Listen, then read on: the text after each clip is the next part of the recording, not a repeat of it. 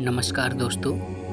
अगर आपसे कोई कहे कि ये व्यक्ति ईश्वर का अवतार है, तो क्या आप सिर्फ कहने मात्र से उसको ईश्वर का अवतार मान लेंगे? ऐसा नहीं है। अगर कोई व्यक्ति ईश्वर का अवतार है, तो उसके कुछ विशेष लक्षण होते हैं। तो आइए ईश्वर के उन लक्षणों को थोड़ा गहराई से जानते हैं। ईश्वर के अवतार के लक्षण शास्त्रों और पुराणों में बड़े ही गूढ़, गंभीर और दिव्य रूप से वर्णित किए गए हैं। जब ईश्वर स्वयं मानव रूप में अवतरित होते हैं, तो उनके व्यक्तित्व, कर्म, व्यवहार और चेतना में कुछ विशेष और अद्भुत लक्षण होते हैं, जो सामान्य मनुष्यों से अलग होते हैं। ईश्वर के अवतार के प्रमुख लक्षण। पहला, अलौकिक जन्म।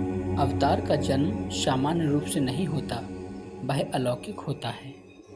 जैसे श्री कृष्ण का जन्म कारागार में दिव्य प्रकाश के साथ हुआ। दूसरा, पूर्ण ज्ञान। अवतार जन्म से ही ज्ञानवान होते हैं। उन्हें किसी शिक्षक से कुछ सीखने की आवश्यकता नहीं होती। बालक अवस्था में भी वे शास्त्रार्थ कर सकते हैं, जैसे बालक श्री कृष्ण और बालक बुद्ध। तीसरा, दया और करुणा का समुद्र। अवतारों में अत्यधिक करुणा होती है। वे प्राणियों की पीड़ा को सहन नहीं कर सकते। उनका उद्देश्य सृष्टि का कल्याण होता है। चौथा, अद्भुत शक्ति।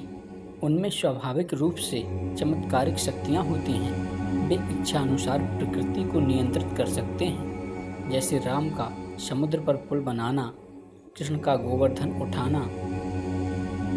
पाँचवा, अहंकार रहित भाव। वे कभी भी मैं ही ईश्वर हूँ कहकर घमंड नहीं करते, बल्कि अपने कर्मों और प्रेम से लोगों को ईश्वरत्व का अनुभव कराते हैं। छठवां, सभी जीवों के प्रति समभाव। वे किसी में भेदभाव नहीं करते, सभी के प्रति प्रेम, करुणा और सेवा का भाव रखते हैं। सातवां, नियंत्रण में इंद्रियां। उनके जीवन में संयम साधना सर्वोच्च होती है। नौवां, परम आकर्षण। उनके रूप, वाणी और व्यवहार से हर कोई आकर्षित होता है।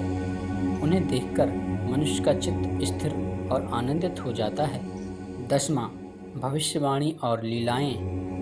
वे समय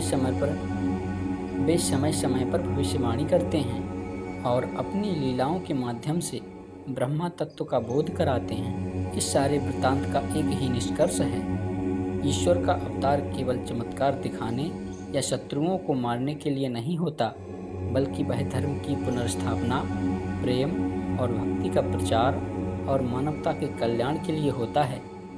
उनके लक्षणों को केवल बाहरी दृष्टि से नहीं, बल्कि आंतरिक अनुभूति और भक्ति से भी पहचाना जा सकता है।